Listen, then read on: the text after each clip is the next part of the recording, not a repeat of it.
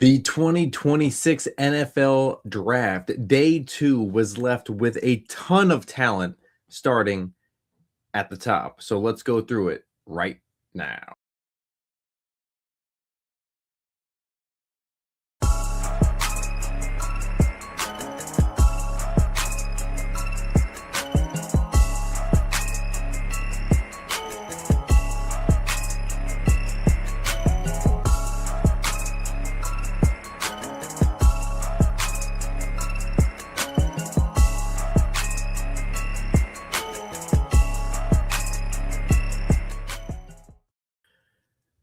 Welcome everybody to Top Dog Coverage. It's your boy Dirty with your boy C Dub, and we just went through two amazing rounds in the 2026 NFL Draft on day 2. That is round 2 and round 3. C Dub, there were some major talent just hanging there at the end of round 1, entering round 2 on day 2. What do you say about that? Yeah, I mean, obviously, there's only 32 players that can be a first round pick, right? So, of course, you're gonna have a lot of guys slide, and there's gonna be a lot of talent there, but there's also quite a bit of reaches. I feel like within these first couple rounds. So, Yeah. very very interesting day, and of course, the fury of movement. Guys are moving up the board, going down the board, tons of more trades. So, Yeah. You want to start off with your New Orleans Saints real quick? I mean, I look on them from my point of view. I thought that they did some phenomenal moves there and really making some great picks. So you want to go through that real quick? yeah, I mean, in the second rounder, pick 42 overall, they took Kristen Miller, the Georgia defensive tackle. He's 6'3", 321 pounds, just a mauler, right? He played a bunch of snaps at nose tackle, but he also played in at three tech. So he's a really big body. He can eat up a lot of space. He can take on double teams. So another person to kind of help with the run defense in Brandon Staley's scheme. So just another big body to add to that defensive line group. So really, really excited to see him there. And the dude comes with a lot of juice, a lot of energy, as you Hmm. see with his post game, or excuse me, post draft interview. It was great. And he's from the Georgia area, so all of his family is Falcons fans, not no more. They are now Saints fans. So and then in round 3, they came back. Very strange, but they made no trades, no trade up or trade down, more of an aggressive trade up type of team. But in third round pick 73 overall, they took the tight end from Georgia, Oscar Delp. So Hmm. back to back Georgia Bulldogs. And, Delp, pretty good athlete, 6'4", 245 pounds. Hmm. He's a really fluid athlete. He's just one of those guys where you can tell that he's got a lot of short area quickness. When he's got the ball in his hands, he's really good after the catch. And he's not Bowers, but man, this guy can play. Third round, it gives you some tight end depth, and it'd be another toy for Kellen Moore to come up with. You know what I mean? So just continuing to attack this offense. Absolutely. Shout outs to Lupita Benitez. Thank you for joining. Make sure you subscribe and Oh, hit the like bone. button. And as always, Ozzy. So what's good, boys? Oh, He's always bone. he's always locked in as well. Yeah, I mean, going back to your New Orleans Saints, I mean, they made some tremendous moves here. Just like you were talking about, they went in there, they got their defensive tackle, did what they had to do, and then going into that round 3 as well. Oscar Delp, like you said, filling in that tight end. They have a tight end, but mostly lined up in the slot over there, as we well know. And it's just adding more weapons to it, right? So just completing that offense the way your head coach would like to do. He's a very offensive kind of guy and minded coach. So yeah, I mean, I think you guys are hitting all the right spots at the right time. So it's working out really good Yeah, for you guys. and I think the depth is important because this is a team that lost Foster Moreau, Hmm. and Taysom Hill is most likely not coming back. So yeah, you signed Noah Fant free agency, but I think this gives you a bit long term and a guy you can develop too. So Yeah. Yeah. I'm gonna take it to my end, New York over here, where they traded actually down from the 44 pick and went or yeah, traded down to the 50 pick from the 44 pick with Detroit. I forget what exactly the look was at that. I think they got back 128 and 50 came upon us, and D'Angelo Pons.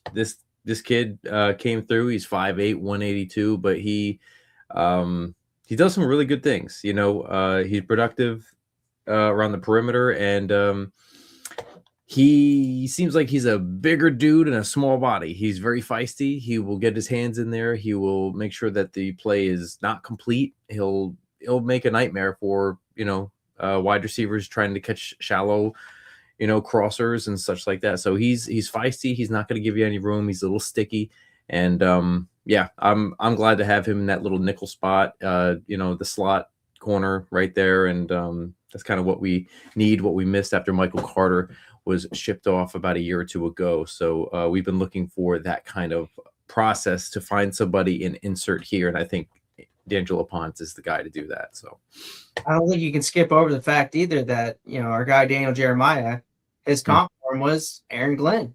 Aaron Glenn, yes. He drafted himself, right? He did indeed. He did indeed. You'd love to see it. Yeah. I'm actually going to go down here. Just a couple good picks that I thought was good here. At the 35 pick here, Buffalo picking up TJ Parker, the edge from Clemson. This is something that they really needed. Their defense fell apart last year, and it just seemed like people were starting to score on them, and it became more of the Josh Allen type of superhero. I have to save the day yet again because I have no defense. So this is a great edge rusher, I think, that can help this defense get to where they need to be. And he's a very powerful edge defender with NFL length, whose 2025 tape might be closer to his pro projection. So this is actually, he strikes very early. This is a very good player who is set very firm. He sets very firm edges and then sheds quickly to finish the tackle. So I'm excited to see what he could do. He's 6'3", 263. And I think they really needed this kind of edge on defense with a offensive-minded coach. So excited to see where that goes. Yeah, I mean, even the pick before at 34, you had the Cardinals taking Chase Bisontis, the A&M guard, Texas A&M guard. We talked about it earlier today. I really liked him. He's a really good mover, really great in a zone run blocking scheme. All right, he's got really heavy hands. Not the greatest of athlete, but man, he's tough. Doesn't have super long arms, but he can kind of be a mauler. And I think he can definitely step in and be a starter for the Cardinals, who needs offensive line help to help whoever's going to be quarterback, whether it be Minshew, Brissett, whoever. But, let's open up some lanes for Jeremiah Love, right? Let's invest in the offensive line, and that's going to help make any team better. That was a pick I liked a lot. But also, if you scroll down a little bit and we look further in the draft, a really cool thing, despite the team that it is, at pick 48, Avion Terrell getting drafted by the Falcons to go play with his brother, right? Yeah, absolutely. I think that's great. I mean, brotherly love, right? I know you don't want to hear it, but I mean, look, I honestly thought in that position they would have got wide receiver or defensive tackle there, but look, if they can solidify Ulbrich doing whatever he does on defense, and he's a very physical and a player's coach kind of guy, so I think he could fit right in, down there in Atlanta. So yeah, absolutely.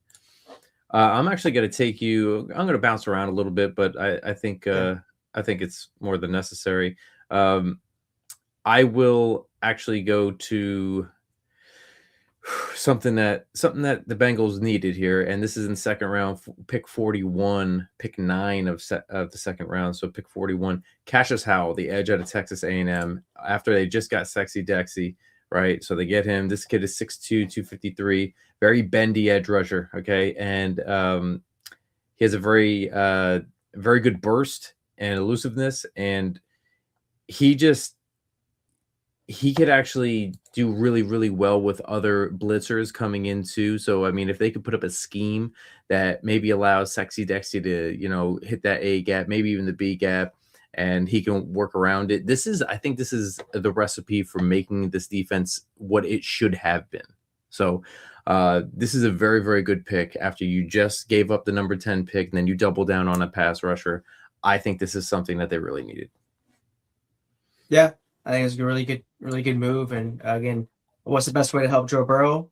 Yeah, besides the offensive line, give him a defense, right? Yeah. Make it to where he doesn't have to score 40 plus points a game, right? I'm not going to go too much further though, but Miami pick 43 taking Jacob Rodriguez, the I was linebacker gonna from say this Texas one. Tech. Yeah, this is a good one. This is a Yeah, good one. like we both were really high on this kid. He came into Texas Tech as initially as an offensive guy, right? He was an offensive athlete. He's played quarterback, played a lot of different positions, but he leaves as a linebacker, right? The leader of that defense. He's got speed. He can go sideline to sideline. He's a really hard hitter. He's good in zone coverage. He really understands the game. So this just really elevates Miami's defense. They bring over the defense coordinator, Halfley, right, from the Packers.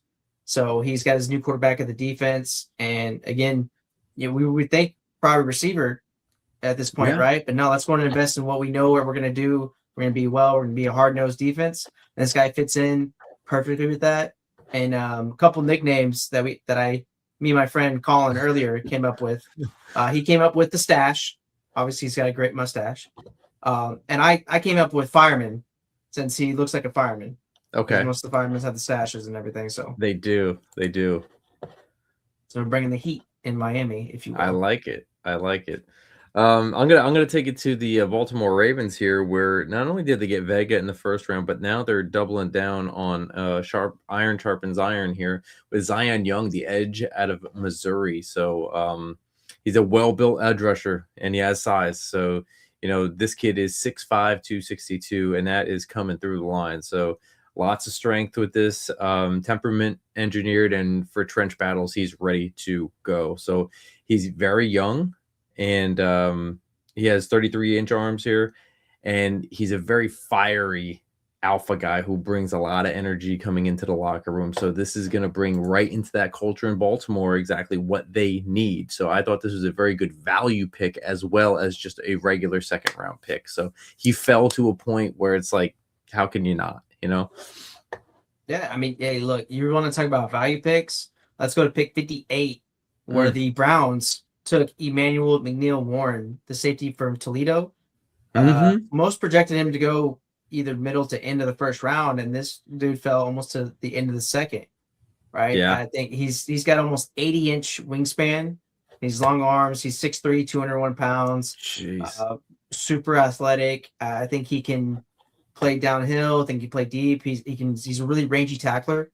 And this was, obviously this was Rizzo's guy. Right. Yeah. We talked about him when we did our pre-draft stuff, and he was a big fan of McNeil Warren and the Browns. I mean, they've had a great draft.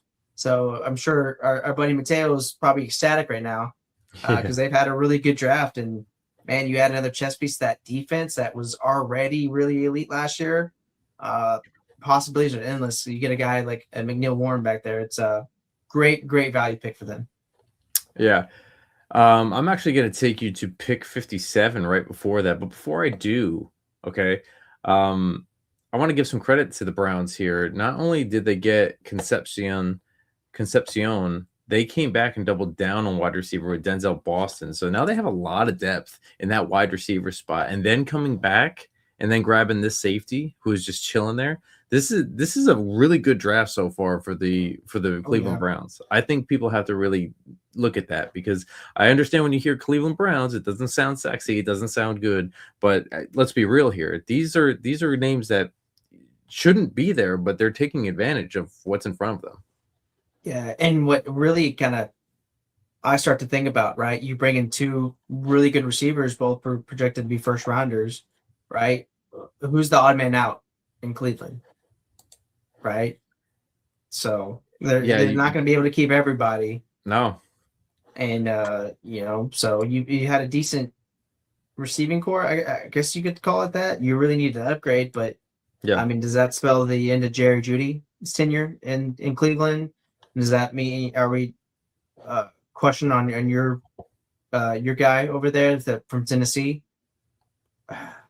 Ridley, Cedric Tillman. Cedric Tillman, okay. Right, so I don't know. Yeah. Questions are being raised for the Browns receiving core.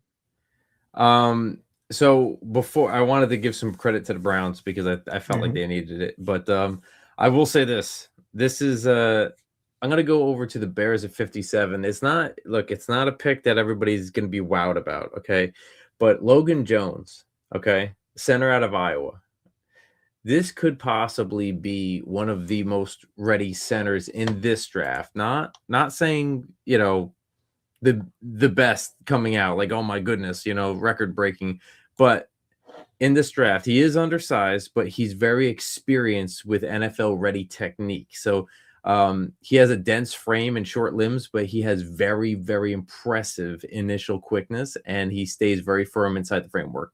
So his hands and feet rarely stop pressing forward. So he's able to make sure that those edge rushers and those defensive tackles, nose tackles, whatever it is, he does not allow them to really get by. He's always going to push. So he's great in the run game. Okay. This dude is going to make an impact. Maybe if not right away, he is going to learn behind a offensive line on the Bears who turned things around instantly when Ben Johnson got there. So I think he's in the right place. Yeah, no, it was a really good pick. And, again, they needed to address some more offensive line. They had some offensive line issues. After they had a great year last year in terms of pass protection, they had a couple moving pieces. So it's a really good ad there. Those Iowa linemen, man, they're usually pretty decent, right? Ready to rock and roll, dude. But yeah, if you go to pick 60, the Tennessee Titans are actually having a really, really good draft, in my opinion, as well. You are reading my mind, sir. But Longhorn legend, Anthony Hill Jr., a linebacker out of Texas, 6'2", 238. This dude, 3-down linebacker. He's a thumper. He's got great speed. He can move sideline to sideline. He's really good in coverage as well. Really, really smooth blitzer. And he basically did everything for that Longhorn defense. And it's just a guy that can kind of come in and maybe be a Fred Warner light for Saleh in that defense. And he can play Mike, he can play Will, so he can play wherever Saleh needs him to be, but he's just going to be a defensive weapon for Saleh. So, not only are we helping Cam Ward with the Cardinal Tate pick, Saleh's getting his guys. He's going to make sure that defense is doing as much as they can to take as much pressure off of Ward as well. So, yeah, the Titans are killing it. Yeah, no, they definitely are. They're bringing some animals in there.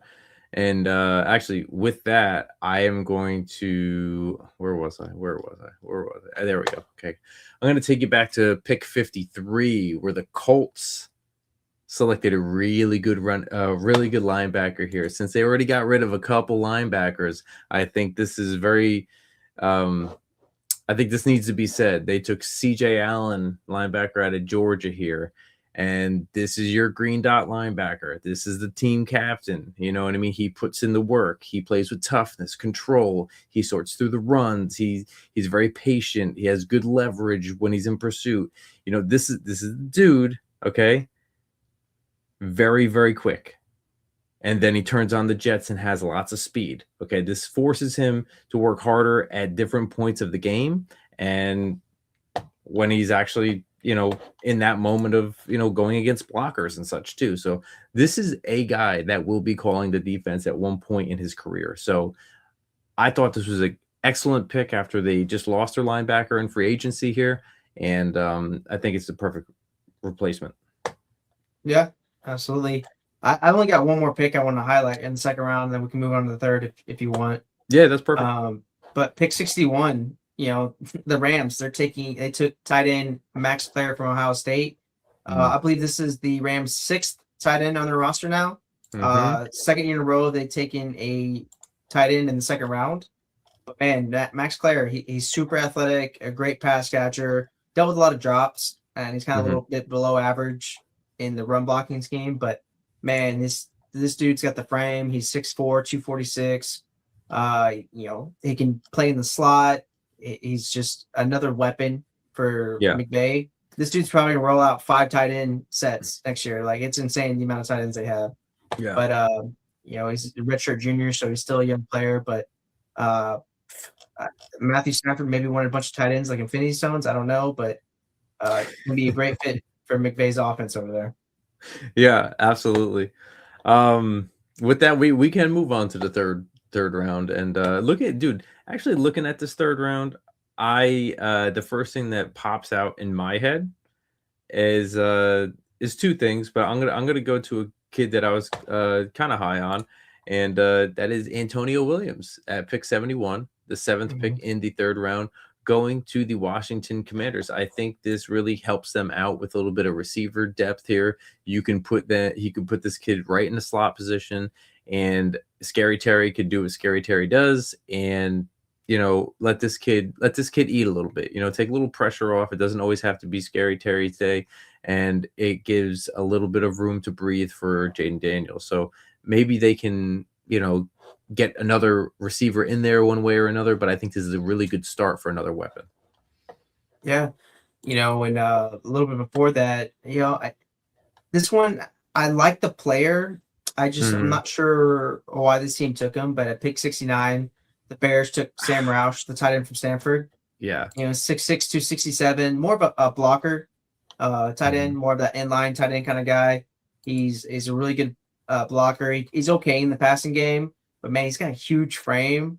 But now, again, another team that's collecting tight ends like Infinity Stones. You took Loveland in the 1st round. You already had Komet on the roster. Now you're adding Roush as well. So yeah. Been looking for a lot of 3 tight end sets in Chicago, but this a really good player. I liked him a lot at Stanford, and I think he's going to be able to make some noise and open up some lanes in the run game for the Bears. Yeah, I think that too. Yeah, it was a little confusing to me when I looked at it. I'm going to go to pick 72, and it's Carrio Davis, the cornerback out of Washington, going to the Bengals. Look, this is what the Bengals need: defense. And this kid is long, and he's lanky. He's disruptive. He's 6'3", 6'4", 194 pounds. So the length and his strength that he has, he's really good. He get his hand in there. If the pass comes through, he's just able to get his hand in to slam his arm down, to disrupt the area, to make the quarterback seem like he can't put it in a window just because he always has the leverage to get himself in where he has to be. So this is a very tall and lanky dude that all he's got to do is put his hand out there and he can disrupt plays. So the route running prowess, not bad at all. He's average matchmaking, but it's more complicated, has more complicated routes that tend to shake him. So like if it's like boom, boom, boom, like you have an A-class receiver, he's probably not going to be that guy that you want on wide receiver 1s, but give him a wide receiver 2 or a 3 and he can disrupt some plays. Yeah. I think it's a good pick. I like that we're continuing to attack the defense for Cincinnati. Mm-hmm. Can I go with another head scratcher? Shoot it. We're not here to please the people all the time. Okay. I'm gonna go with 2 to be honest. And Grant, if you're listening, I apologize, man, but we have some questions and I have questions I need answered. But at pick 75 and then pick 87, the Dolphins took Caleb Douglas, receiver of Texas Tech, and then Will Kaczmarek, the tight end from Ohio State. So the other Ohio State tight end. And we need weapons for the Dolphins, right? But Caleb Douglas, I mean, he was kind of inconsistent. He's 6'3", 206. I don't think he's really got the top end speed. He's got some length. He's got good arm wingspan, but I don't necessarily see him as a number 1. I see him maybe as starting out maybe number 4 receiver. Yeah. Again, that Texas Tech offense. I mean, Texas Tech had a great year, but I don't know. I just think there's more value on the board that you could have gotten at the receiver spot. And then at pick 87, you took the Ohio State tight end. This is the blocking tight end for Ohio State. He's 6'5", 261. You're not going to get much in the receiving game from him. Again, he's more of that inline tight end, that Y tight end spot, if you will. But really, he's just good blocker, and he's got his pad level a little bit lower. But he's going to open up run lanes for HN. But at the same time, we need weapons for Malik Willis. And just the way the board was going, I think you could have gotten him on day 3 and maybe like a little bit later round. So I'm just not sure what the Dolphins, I know they had a plethora of picks, but I don't know. I just feel like they could have gone a different direction and got some better value for those 2. And don't even forget on 94, Chris Bell fell to them at 94 too. And love that pick. Yeah, that's a great pick. So it's like, yeah, they have a plethora of wide receivers now, which is good. But I think you're right. Like I would have flip flopped that. You know what I mean? I would have taken Chris Bell. You know, obviously didn't have to at 75. You know, Yeah. you know, but yeah, I mean, straight offense in round two. I mean, whatever plan that they have, or I'm sorry, round three, but whatever plan that they have, they've done all. I believe it was offensive tackle starting off, and then Hmm. from that they Corner. went to corner, and then they went linebacker, and now it's wide receiver, tight end, wide receiver. I can't knock them for filling in the spots that they need to fill in. That I can see. Okay, like you're rebuilding, so you're testing For everything sure. out. But I do agree with that take. Like that's it's a little bit of a head scratcher. You probably could have gotten him later. I don't think anybody was really looking at this dude. Maybe his size, but that's about it. Yeah, like for example, like at pick 75 to take Caleb Douglas. I mean, and you could have taken Jacoby Lane, the USC receiver. Yeah. You know, about the same size, and I just think Jacoby Lane's a little bit better overall player. I think he had Hmm. more production. You know, he's a great red zone threat. Yep. You know, so but you know, again, they have their board, they have their players, so I would just question that a little bit. Yeah, I mean, and you know what? Great pick by the Ravens at 80 there with him, you know. And that was Nico's guy. That was Nico's guy Yep. that we have on the show here. And he really wanted him and he loved him, and that's exactly where he went to. So yeah, he's gonna get a lot of red zone targets over there. But let's go over to I'm gonna go to one other place before I go back to a wide receivers. But Dominic Orange going to Minnesota. 82, baby. Big Yeah, citrus. yeah, man. 6'2", 322 pounds. This is a big dude. Very sturdy man, capable of just taking up the middle and making it his own. Has a wicked first step quickness, and he takes on the power. Okay. His reaction time makes it really hard to reach and block him in the zone. So he has like the anchor to play what they call landlord over the A caps against double teams. So this kid is exactly what Brian Flores needs over in that Vikings defense, and it could start just like that. So I thought that was a great pick at 82, straight out of Iowa State. So Dominique Orange, Big Citrus, headed over to Minnesota. Yeah, and from Minnesota, I'm gonna hop over to pick 88, where the Jacksonville Jaguars took Emmanuel Pregnon, the guard from Oregon. So, I Hmm. mean, this dude's been in college for a while. He's a little bit older prospect, but he played a lot of games. He's really durable, really experienced. He adds basically a plug and play starter, Hmm. especially in terms of run blocking at the guard position. So, again, you're going to be able to, he needs to come more development in terms of pass coverage. You know, he's okay as a move blocker, is not really too great with his feet, but, you know, this is a guy that can kind of help come in and you can maybe, you know, put him in there, help out the run game a little bit more, and just it gives you some more depth on the offensive line. Make sure T Law stays upright, and you can open up those rushing lanes for Tootin. Yeah, yeah, absolutely. And I'm gonna go. I'm gonna go over to one spot before. I got three other ones, and then I'm set because I saw a lot of these things and where they went. I just thought it was good, but adding depth to this wide receiver core. You and I talked about this. Pick 83 with the Panthers. Chris Brazell the second going to the Panthers. Okay, this kid is 6'4", 198 pounds. He's not gonna be your one, but he could certainly be a two or a three. And if somebody goes down, you can plug and play this kid. I really think that this kid could really be an asset to this team.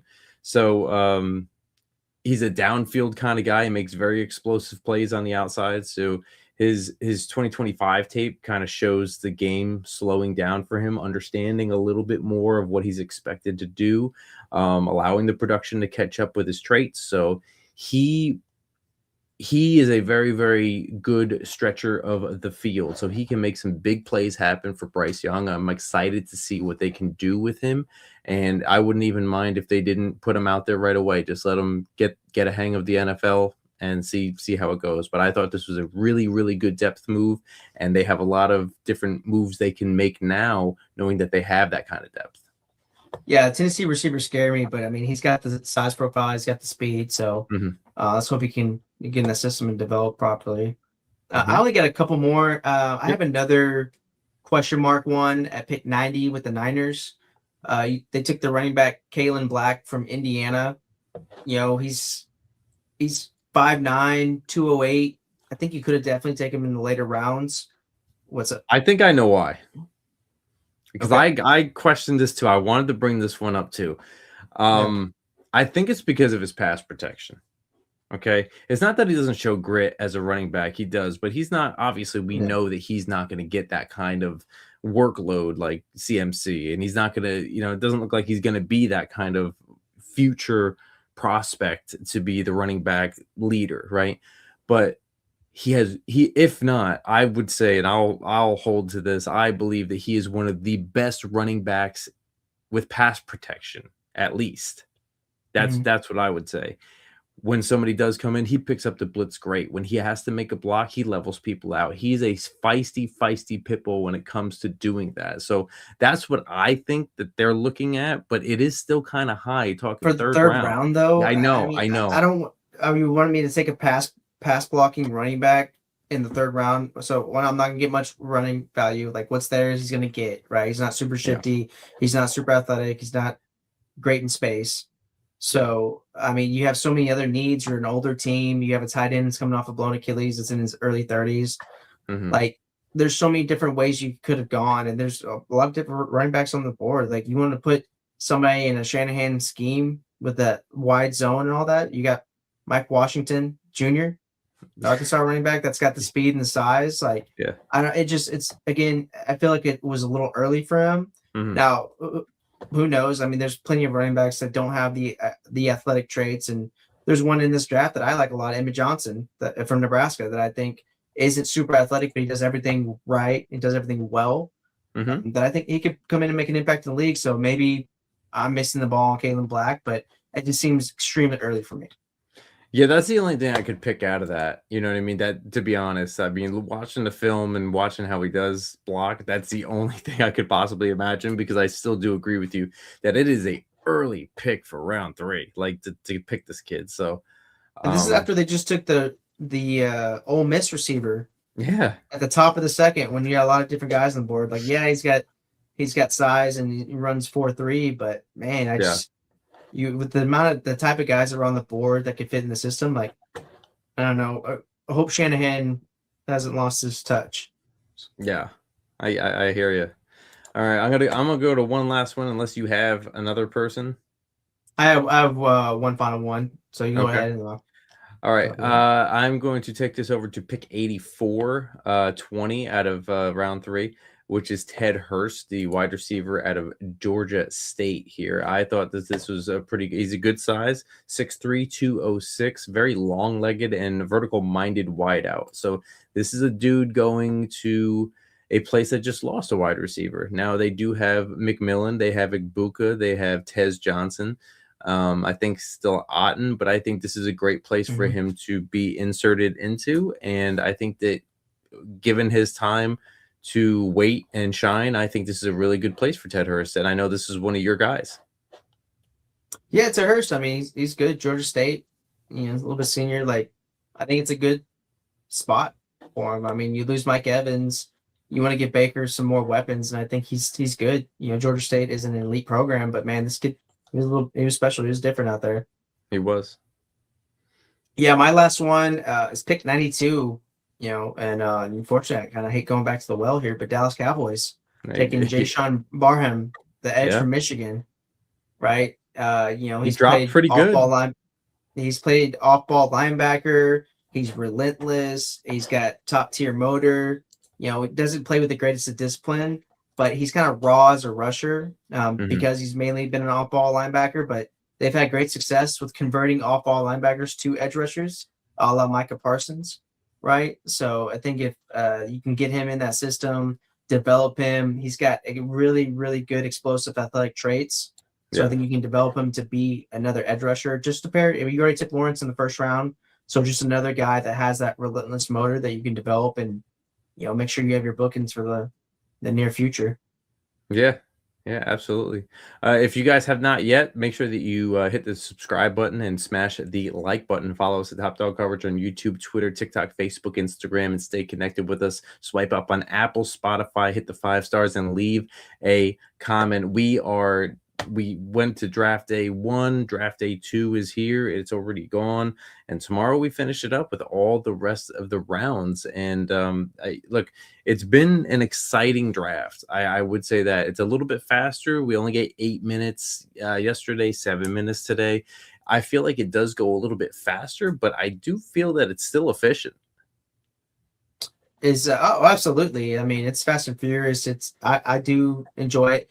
The broadcast, I hope, kind of speeds up a little bit next year. It seems like because of all the commercials and bringing out the different people to the picks, it seems like it's always falls way behind on certain picks if you're from the internet and stuff like that too. But before we sign off, is there any prospect that you're looking forward to seeing where they go tomorrow?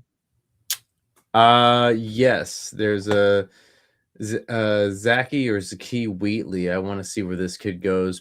Safety out of Penn State. I think that this kid actually does have some grit. I like him as a safety. I like the way that he played the game. I like the way that I want to see this kid and where he goes in the NFL. And you know what? Call me a little crazy, but hey, you might want to see my New York Jets take him. I mean, they're looking for a little. They got the number 3 pick in that 4th round and the number 28 pick in that 4th round and the number 40th pick in that 4th round. So I'm excited to see if maybe I want to see where Nussmeier goes. I feel like the quarterback out of LSU. I feel like if he can get this thing fixed, get the cyst removed that he needs to get removed, maybe he can turn things around and become the old Nussmeier. Maybe we'll see. So I would love to see where he can end up and if he gets a second chance here.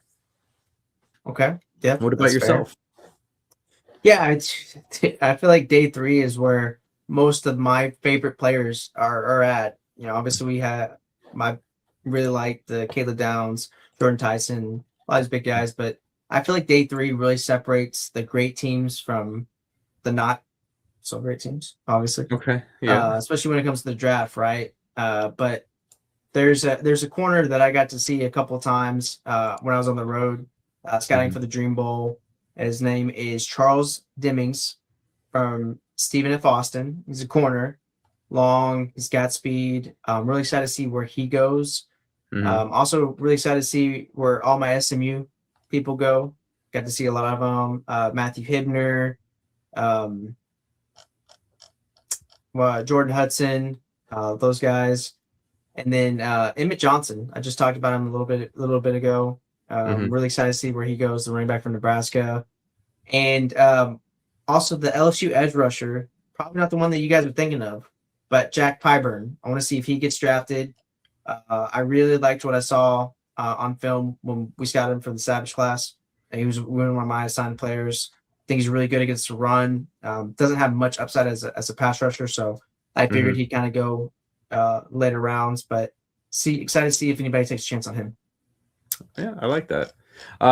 Two other people. One other person is actually both safeties. Jalen Kilgore, South Carolina Gamecock, feisty guy. Want to see where he ends up, and just because we sat next to him at St. Elmo's, I want to see where VJ Payne ends up. Yeah. His family, his grandmother seemed really, really cool. So now I'm kind of rooting for the kid. So yeah, she was funny. She was very funny. So they're awesome. But yeah, it's like I said, I said this a couple days ago too, that it's the safeties kind of run a little deep here. You can get some good or decent talent going into these 4th and 5th rounds. So I'm excited to see how deep they can go and who selects who. And can I give one final shout out for the Dream Bowl? We actually should probably have a couple guys drafted this year, but one he's actually from South Lake Carroll. His name is Brady Boyd. He's last played at Utah State. He played in our game, the Dream Bowl game, and man, he's 6'1", 195. I think he ran a 4.3 because he participated at Texas Tech's Pro Day as well. 4.3. He's got size. He's great hands, really great route technician. So I'm really excited to see where he can potentially go as one of our draftable guys. So shout out Brady Boy. Shout out to Brady Boy, and shout out to you guys, the viewers that are still up. Well, Eastern time, 10 minutes to midnight, and Central time, 10 minutes to 11 p.m. So shout outs to you guys still on the live right here. So if you haven't yet, hit the like button, smash the subscribe button, and make sure that you follow us on Top Dog on all platforms: YouTube, Twitter, TikTok, Facebook, Instagram. Stay connected. Apple, Spotify. Follow us. Swipe up. Hit the 5 stars. Leave a comment. TopDogCoverage.com. Vote for your favorite team. We get all those analytics of who you guys like. And email us. Who's your favorite pick at the draft? 2026 NFL draft. Who is your favorite pick? Who's your least favorite pick? TopDogCoverage@gmail.com, and we'll discuss those on the show. But until next time, until day 3, it's your boy Dirty. It's your boy C-Dub. Thank you so much for watching and listening, and we will see you on the flip side. Peace.